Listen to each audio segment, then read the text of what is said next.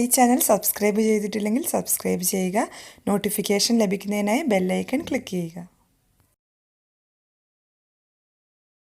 Hi friends, എല്ലാവർക്കും മീനൂസ് മലയാളം വ്ലോഗിലേക്ക് വീണ്ടും സ്വാഗതം.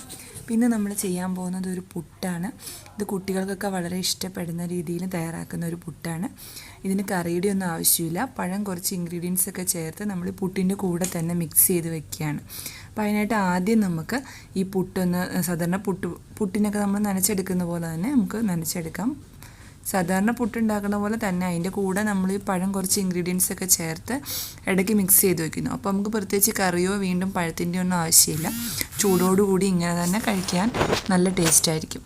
അപ്പോൾ നമ്മുടെ പുട്ടുപൊടി നമ്മൾ നനച്ച് ആവശ്യത്തിന് വെള്ളമൊഴിച്ച് നനച്ച് വെച്ചിട്ടുണ്ട്. ഇനി നമുക്ക് ഏത്തപ്പഴം ചെറുതായിട്ടൊന്ന് അരിഞ്ഞു വയ്ക്കും. 4 ഏത്തപ്പഴം ചെറുതായിട്ട് അരിഞ്ഞു വെച്ചിരിക്കുന്നതാണ്.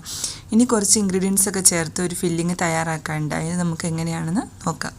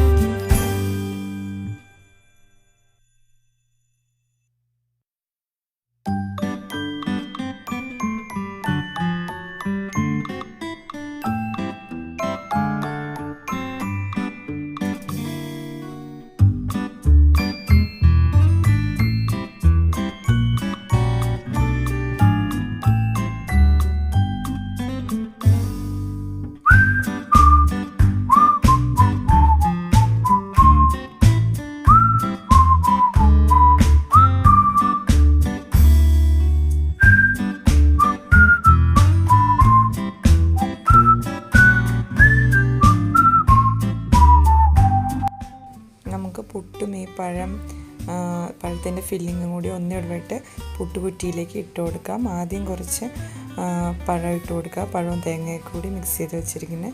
അതിനുശേഷം പുട്ടുപൊടി, വീണ്ടും പഴത്തിൻ്റെ മിക്സ് അങ്ങനെ ഇട്ട് കൊടുത്ത് നമുക്കിത് നിറച്ചങ്ങനെ ചെയ്തെടുക്കാം.